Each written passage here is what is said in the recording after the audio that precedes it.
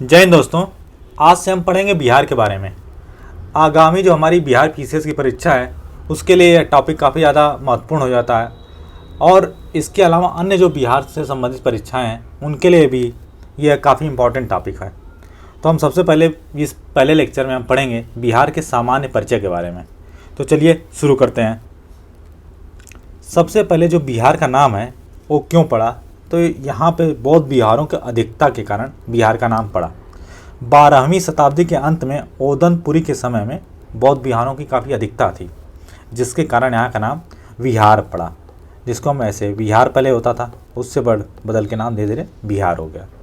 और इसका महत्व किस लिए है, क्योंकि यहाँ पे भगवान बुद्ध, जैन तीर्थंकर और कई सारे ऋषि मुनि, इसके अलावा कई अन्य महत्वपूर्ण व्यक्ति हुए जैसे डॉक्टर राजेंद्र प्रसाद या अन्य काफ़ी लोग हुए जिनकी कर्मभूमि जन्मभूमि रहा है, जिसके कारण भी इसका महत्व काफ़ी ज़्यादा बढ़ जाता है। और इसकी जो भौगोलिक स्थिति है यह उत्तर भारत में निम्न और मध्य गंगा के बेसिन में अवस्थित है।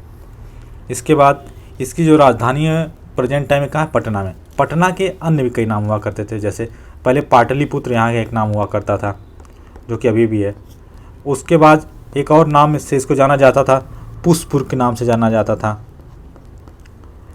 इसके अलावा इसका एक और नाम था अजीमाबाद, और एक और नाम से हम इसको जानते थे, क्या, कुसुमपुर के नाम से इसको जानते थे। तो जो प्रेजेंट डे बिहार है वह भारत के अन्य राज्यों के साथ साथ एक अंतर्राष्ट्रीय सीमा भी शेयर करता है, और वह सीमा शेयर करता है नेपाल के साथ, जो कि 729 किलोमीटर लंबी है। इसके पश्चात हम देखते हैं बिहार के इतिहास के बारे में।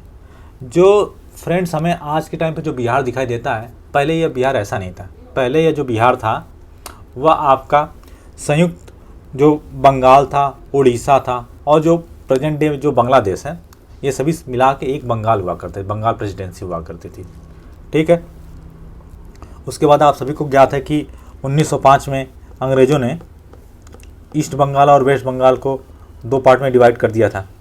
उसके पश्चात 12 दिसंबर 1911 को दिल्ली दरबार में घोषणा हुई कि बिहार को बंगाल से पृथक करके एक अलग प्रांत के रूप में बनाया जाएगा, और 22 मार्च 1912 को बिहार एवं उड़ीसा का संयुक्त प्रांत का गठन किया गया।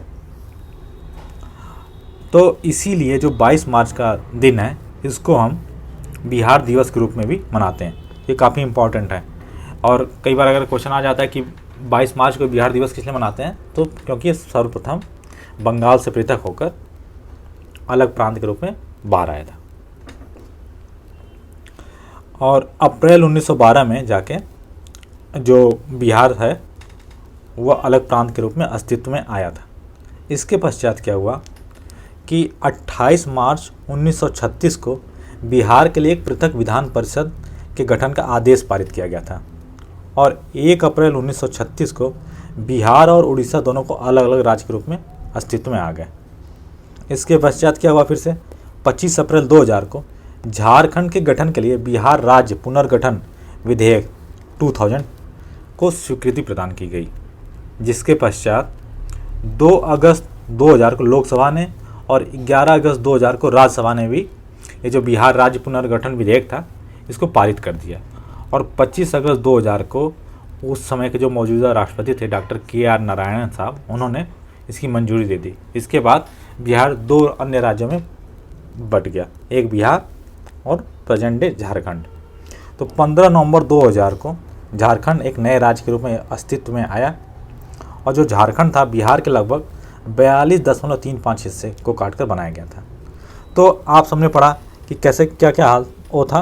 तो सबसे पहले बिहार था, जो कि बिहार किसका हिस्सा था, बंगाल प्लस उड़ीसा प्लस बिहार, इन तीनों को मिला के पहले एक संयुक्त हुआ करता था। उसके बाद यहाँ से कट के एक हमारा बिहार प्लस उड़ीसा बन गया एक राज्य, और दूसरा हमारा बंगाल बन गया। फिर से इस जो बिहार प्लस उड़ीसा है इसका डिवीज़न होता है उसके बाद फिर से 1 अप्रैल को 1936 में, और बिहार अलग हो जाता है और उड़ीसा एक अलग प्रांत के रूप में अलग हो जाता है। इसके पश्चात पुनः इसका विभाजन होता है, और 15 नवंबर 2000 को बिहार 2 राज्यों में फिर से बट जाता है, एक बिहार और एक झारखंड। तो इस तरह से हमने देखा पूरी हिस्ट्री, पूरी टाइमलाइन से कि बिहार राज्य का विभाजन कैसे कैसे हुआ। इसके पश्चात हम देखते हैं कि यहाँ का जो उच्च न्यायालय है वो कहाँ पे, पटना में है। उसकी स्थापना हुई थी दिसंबर 1913 में और उसका उद्घाटन हुआ 3 फरवरी 1916 को। ये दोनों डेट काफ़ी इंपॉर्टेंट हो जाती है क्योंकि कई बार जो क्वेश्चन आता है वो पूछता है कि इसका उद्घाटन कब हुआ था। तो अगर आप दिसंबर 1913 याद रखेंगे उसकी स्थापना वाला दिवस, तो आपका क्वेश्चन गलत हो जाएगा। इसके पश्चात जो क्षेत्रफल की दृष्टि से ये बिहार जो है भारत का 12वां सबसे बड़ा राज्य है। और ये पोजीशन कब है, जब जम्मू कश्मीर को पुनर्गठित किया गया, लद्दाख को और जम्मू कश्मीर को अलग अलग यूनियन टेरिटरी बना दिया गया उसके पश्चात। और जब हम राज्य और केंद्र शासित प्रदेश दोनों को मिला के देखते हैं तो समग्र रूप से इसका बिहार का भारत में 13वां स्थान है। जनसंख्या की दृष्टि से भारत में इसका जो स्थान है वो कौन सा, तीसरा है। पहले स्थान पे कौन है, यूपी है, सेकंड पे महाराष्ट्र एंड थर्ड पे क्या है हमारा, बिहार। इसके पश्चात हम देख लेते हैं इसका जो भौगोलिक परिदृश्य क्या है। तो जो इसका अक्षांशीय विस्तार जो है वो क्या है, 24 डिग्री 20 मिनट 10 सेकंड से लेकर 27 degree 31 minute 15 second northern latitude पे है। और जो देशांतरी इसका विस्तार है वो कितना है, 83 डिग्री 19 मिनट 50 सेकंड से लेकर 88 डिग्री 17 मिनट 40 सेकंड पूर्वी देशांतर या ईस्टर्न लॉन्गिट्यूड पे है। और इसका जो क्षेत्रफल है वो कितना है, 94.163 स्क्वायर किलोमीटर है इसका टोटल एरिया। इसकी जो लंबाई है 335 किलोमीटर, जो कि उत्तर से दक्षिण, और जो चौड़ाई हो क्या है, पूर्व से पश्चिम। तो ये जो लंबाई है, ये लंबाई कितनी है हमारी, 345 किलोमीटर्स।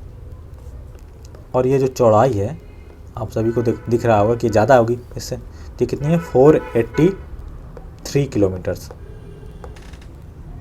ठीक है दोस्तों, आगे हम देख लेते हैं जो इसके राजकीय प्रतीक हैं उनके बारे में। तो जो बिहार की राजकीय भाषा है वह क्या है, हिंदी है। और जो सेकेंडरी राजकीय भाषा होती है जिसको द्वितीयक राजकीय भाषा बोलते हैं वो क्या है, उर्दू है। बिहार का जो राजकीय पर्व है वो क्या है, छठ पूजा। बिहार का जो राजकीय पुष्प है वो गेंदा है। और बिहार का जो पशु है वह बैल है। पहले 2013 से पहले क्या, रिछ हुआ करता था बिहार का राजकीय पशु, 2013 के बाद इसको बदल के बैल कर दिया गया। और राजकीय जो पक्षी है वो क्या, गौरैया है, जिसको हम हाउस स्पैरो भी बोलते हैं। और इसके पहले क्या था, नीलकंठ था बिहार का राजकीय पक्षी। इसके अलावा जो बिहार का इसमें नहीं दे रखा है, जो राजकीय आपका वृक्ष है, राजकीय वृक्ष क्या है, पीपल। ठीक है, अगला हम देख लेते हैं। तो जो बिहार का जो शहरी क्षेत्रफल है वो कितना है, 1095.49 स्क्वायर किलोमीटर। और जो ग्रामीण क्षेत्रफल है वह कितना है आपका, 92,257.51 स्क्वायर किलोमीटर। समुद्र तल से इसकी ऊंचाई कितनी है, 173 फीट या 52.73 मीटर। और जो यहाँ सामान्य वर्षा होती है लगभग 1205 mm की वर्षा होती है। इसके अलावा जो औसत वर्षा दिवस होते हैं एक वर्ष में लगभग 52.5 दिन औसतन यहाँ पे बिहार में बारिश होती है। इसके पश्चात हम देखते हैं इसका बिहार का जो प्रशासनिक परिदृश्य है उसके बारे में। तो बिहार में जो प्रमंडल हैं जिसको कि हम बोलते हैं कमिश्नरेट, वो टोटल कितने, 9 हैं। कौन कौन से हैं, पटना, मगध, सारण, तिरहुत, दरभंगा, कोसी, पूर्णिया, मुंगेर और भागलपुर। इसके बाद बिहार में जिले टोटल 38 हैं, अनुमंडल 101, सामुदायिक विकास खंड कितने, 534 हैं, पंचायत 8,471 पंचायतें हैं, राजस्व ग्राम 45,103 राजस्व ग्राम है। नगरीय संकुल कितने, 14 हैं, टोटल नगर 199, पुलिस थाना कितना है, 853 पुलिस थाना है। ठीक है, और ये जो 853 इनको भी हम जब डिवाइड कर देंगे तो जो 813 हैं वो क्या है, सिविल पुलिस वाले हैं, सिविल पुलिस स्टेशन। एंड जो 40 हैं वो रेलवे के हैं, रेलवे पुलिस के स्टेशन। ठीक है, और पुलिस ज़िला टोटल 44 हैं, और महानगर हमारा एक पटना है। इसके पश्चात हम देखते हैं कि जो विधानमंडल है यहाँ का द्विसदनात्मक है, मतलब बाइकैमरलिज्म है यहाँ पे। तो यहाँ पे आपका विधानसभा भी होती है और विधान परिषद भी होता है। तो विधानसभा में टोटल सीटों की संख्या कितनी है? 243 है, और विधान परिषद में सदस्यों की संख्या कितनी? 75।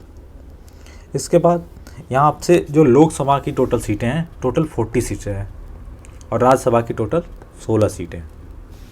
लोकसभा में जो अनुसूचित जाति के लोग हैं, जिनको एससी कैटेगरी हम बोलते हैं, उसकी टोटल 6 सीटें आरक्षित हैं, और विधानसभा में अनुसूचित जाति की टोटल 38 सीटें आरक्षित हैं। विधानसभा में अनुसूचित जनजाति की जो एसटी शेड्यूल्ड ट्राइब होते हैं, उनकी जो आरक्षित सीटें हैं, 2 सीटें आरक्षित हैं, उनके लिए आरक्षित की गई। इसके पश्चात अभी हमने देखा कि कौन कौन से हमारे जो प्रमंडल हैं, जो कमिश्नरेट हैं, तो हर कमिश्नरेट में कौन कौन से ज़िले आते हैं, एक बार हम वो देख लेते हैं। तो सबसे पहले हम देखते हैं कौन सा, जो अपना पटना का जो कमिश्नरेट है। तो देखिए पटना आपका यहाँ है, इसमें कौन कौन से आ जाता है? कैमूर, जिसको हम भभुआ बोलते हैं, बक्सर, रोहतास, भोजपुर, पटना, नालंदा। इसके बाद हम देखते हैं कौन सा, तिरहुत। तो तिरहुत में कौन कौन सा आता है? वेस्ट चंपारण, पश्चिम चंपारण, पूर्वी चंपारण, सीतामढ़ी, शिवहर, मुजफ्फरपुर, वैशाली। इसके बाद हमारा जो अगला है सारण, जिसको हम छपरा के नाम से भी जानते हैं, काफ़ी फेमस है। गोपालगंज, सीवान और सारण, ये तीनों है आपका सारण उसमें। नेक्स्ट हमारा कौन सा है? कोसी। तो कोसी में सुपौल, मधेपुरा और सहरसा, ये तीनों डिस्ट्रिक्ट पड़ते हैं। अगला जो हमारा दरभंगा, तो दरभंगा में मधुबनी, दरभंगा और समस्तीपुर, ये 3 पड़ते हैं, इसमें भी 3-3। नेक्स्ट हमारा जो है कमिश्नरेट वो है पूर्णिया का। पूर्णिया में कौन कौन से पड़ते हैं? कटिहार, पूर्णिया, अररिया और किशनगंज। तो इसमें टोटल हमारे कितने? 4 डिस्ट्रिक्ट हो गए। नेक्स्ट है हमारा भागलपुर जो है सबसे छोटा है। भागलपुर में कितने? सिर्फ 2 ज़िले आते हैं, भागलपुर और बांका। अगला हमारा मुंगेर जो प्रमंडल है, तो मुंगेर में कौन कौन से ज़िले आते हैं? खगड़िया, बेगूसराय, मुंगेर, लखीसराय, शेखपुरा और जमुई। नेक्स्ट हमारा जो लास्ट है मगध में कौन कौन सा आता है? औरंगाबाद, गया, नवादा, जहानाबाद और अरवल। तो इस तरह से हमने देखा टोटल 38 डिस्ट्रिक्ट, और जो हमारे टोटल 38 डिस्ट्रिक्ट हैं, और जो हमारे 9 प्रमंडल हैं, जिनको कि हम कमिश्नरेट बोलते हैं। इसके बाद हम देख लेते हैं कि कौन कौन से जो राज्य हैं वो बिहार राज्य के साथ अपनी सीमा शेयर करते हैं। तो सबसे पहले देखते हैं झारखंड से लगने वाले कौन कौन से ज़िले हैं?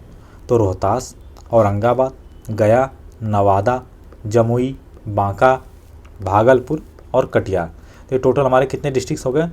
1 2 3 4 5 6 7 और 8, टोटल हमारे 8 डिस्ट्रिक्ट हो गए। अगला हमारा उत्तर प्रदेश से रोहतास, कैमूर, बक्सर, आरा, सारण, सिवान, गोपालगंज और पश्चिम चंपारण। तो ये टोटल कितने डिस्ट्रिक्ट हो गए? 1 2 3 4 5 6 7 8। तो ये भी टोटल 8 डिस्ट्रिक्ट हो गए। अगला हमारा पश्चिम बंगाल से टोटल 3 जिले लगते हैं। कौन कौन से? कटिहार, पूर्णिया और किशनगंज। तो ये हमारे टोटल 3 डिस्ट्रिक्ट होंगे पश्चिम बंगाल से। नेक्स्ट हमारा नेपाल से कौन कौन जिले सीमा शेयर करते हैं? तो पहला है हमारा पश्चिम चंपारण, अगला पूर्वी चंपारण, सीतामढ़ी, मधुबनी, सुपौल, अररिया और किशनगंज। तो ये जो हमारे टोटल कितने हो गए? 7 डिस्ट्रिक्ट हो गए। ठीक है, तो इस तरह से हमने देख लिया कि कौन कौन से सीमा स्पर्श करते हैं। इसको हम आगे मैप के थ्रू भी देख लेंगे, ताकि ये बिल्कुल क्लियर हो जाए। कई बार क्योंकि क्वेश्चन डायरेक्ट आता है इससे कि कौन कौन से इनमें ज़िले हैं जो इन राज्यों के साथ सीमा शेयर करते हैं। देखिए अब मैप में आपको दिख रहा है, इधर नेपाल है, इधर उत्तर प्रदेश, यहाँ नीचे झारखंड है, इधर वेस्ट बंगाल है। तो ये सारे डिस्ट्रिक्ट आपको बताया था कि देखिए वेस्ट चंपारण, गोपालगंज, सिवान, सारण, आरा, बक्सर, कैमूर, ये सारे हो गए। इसी तरीके से बाकी सारे भी है। लेकिन इस मैप का मेन उद्देश्य क्या है कि जो कई सारे जो ज़िले हैं, उन ज़िलों का आपका जो मुख्यालय है वो वही सेम नाम का नहीं है, अलग है। तो हम देख लेते हैं कौन कौन सा है। जैसे जो कैमूर है उसका जो मुख्यालय कहाँ है? भभुआ। अगला जो हमारा बक्सर का, बक्सर में। रोहतास का कहाँ है? सासाराम में। औरंगाबाद का वहीं पे है। अरवल का भी अरवल, और भोजपुर का कहाँ है, आरा में, सारण का छपरा में है, सिवान का सिवान में, गोपालगंज वेस्ट चंपारण का बेतिया में पड़ता है, ईस्ट चंपारण का मोतिहारी में, शिवहर का वहीं पड़ता है, सीतामढ़ी का सीतामढ़ी, मधुबनी का मधुबनी, मुजफ्फरपुर का मुजफ्फरपुर, वैशाली का कहाँ पड़ता है, हाजीपुर। इसके बाद समस्तीपुर का समस्तीपुर, दरभंगा का दरभंगा, मधुबनी का मधुबनी, सुपौल का सुपौल में ही पड़ता है, मधेपुरा का वहीं मधेपुरा, अररिया का अररिया, किशनगंज किशनगंज, पूर्णिया का पूर्णिया, कटिहार का कटिहार, भागलपुर का भागलपुर में पड़ता है, और बांका का बांका, जमुई का भी जमुई में ही पड़ता है, नवादा का नवादा, लखीसराय का लखीसराय, मुंगेर का मुंगेर, खगड़िया का खगड़िया, सहरसा का भी सहरसा में पड़ता है। इसके पश्चात जो नालंदा है उसका कहाँ पड़ता है, बिहार शरीफ में पड़ता है, जहानाबाद का जहानाबाद में, पटना का पटना में ही है मुख्यालय, अरवल का आपको बता ही रखा था, और गया का गया में। तो इस तरह से हमने देखा कि कौन कौन से जो ज़िले हैं और उनका मुख्यालय कौन कौन सा है।